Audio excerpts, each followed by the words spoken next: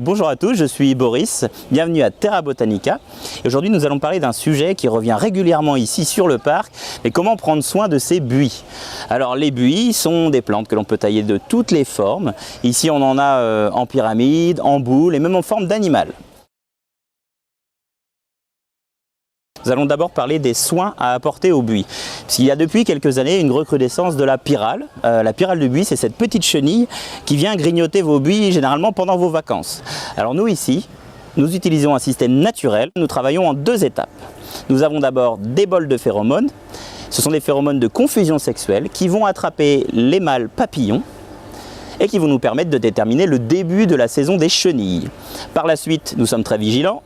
Nous farfouillons un petit peu dans nos buis pour voir s'il y a des œufs ou alors des chenilles. Et ainsi, nous appliquons ce que l'on appelle un bacille de Turin qui va tuer la chenille par son appareil digestif. C'est un traitement naturel, biologique, biodégradable et qui va permettre de réguler la population de cette chenille. Comment planter le buis? Alors, le buis va aimer des sols à tendance calcaire et surtout bien ensoleillés, voire à mi-ombre.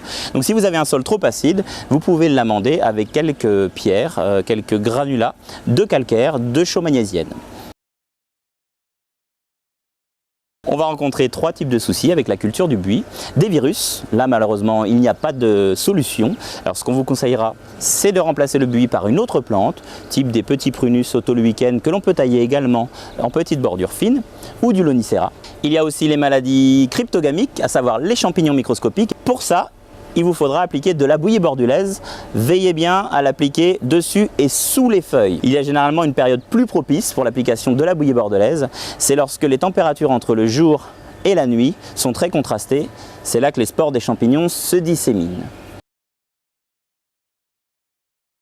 Là ici l'information importante, ça va être de tailler le buis entre fin avril et fin septembre et surtout pas lors de journées trop chaudes comme aujourd'hui. Vous allez rentrer dans le buis de manière modérée. Il ne va pas falloir rentrer plus de moitié dans les nouvelles pousses. Pour l'outillage, il est important de se munir d'une cisaille à lame fine comme celle-ci, extrêmement bien aiguisée.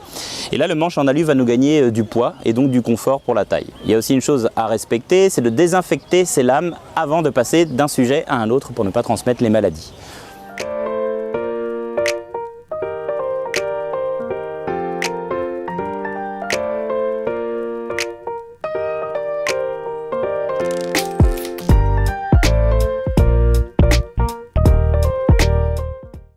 Après avoir taillé vos buis, veillez à bien ramasser vos déchets parce qu'ils peuvent encore contenir des spores de champignons ou alors transmettre des maladies. On les brûle s'il s'agit d'un virus ou alors on les composte. Et puis surtout, laissez libre cours à votre imagination. Vous pouvez donner les formes que vous voulez à vos buis, il faut juste un petit peu de patience. Alors à vos cisailles!